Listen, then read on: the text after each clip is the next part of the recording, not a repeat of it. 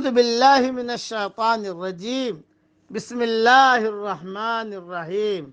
سورہ محمد کی چند آیتیں پڑھ رہا ہوں، آیت نمبر 18، آیت نمبر 19۔ فَهَلْ يَنظُرُونَ إِلَّا السَّاعَةَ أَن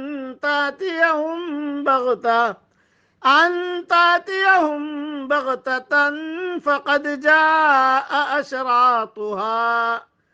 تو کیا یہ قیامت کا انتظار کر رہے ہیں کہ وہ ان کے پاس اچانک آ جائے؟ یقیناً اس کی علامتیں تو آ چکی ہیں۔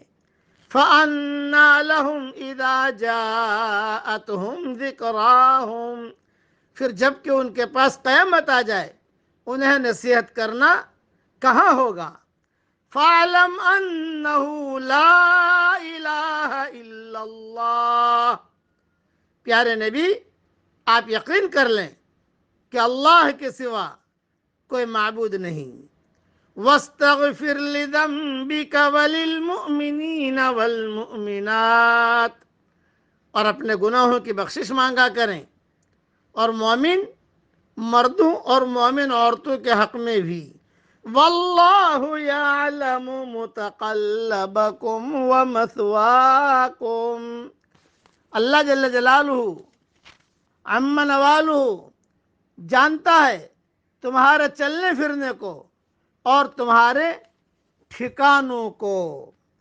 مختصر تشریح سن لیجئے، یعنی حضور صلی اللہ علیہ وسلم کی بعثت بجائے خود قرب قیامت کی ایک علامت ہے۔ جیسا حضور صلی اللہ علیہ وسلم نے فرمایا، بعثت انا والساعۃ کہاتین، صحیح بخاری شریف میں یہ حدیث ہے کہ میری بعثت اور قیامت ان دو انگلیوں کی طرح ہے۔ آپ صلی اللہ علیہ وسلم نے اشارہ کر کے واضح فرمایا کہ جس طرح یہ دونوں انگلیاں باہم ملی ہوئی ہیں، اسی طرح میرے اور قیامت کے دن کے درمیان فاصلہ نہیں ہے، یا یہ کہ جس طرح ایک انگلی دوسری انگلی سے ذرا سا آگے ہے، اسی طرح قیامت میرے ذرا سے بعد ہے۔ اور جب قیامت اچانک آ جائے گی تو بے ایمان کس طرح نصیحت حاصل کر سکیں گے؟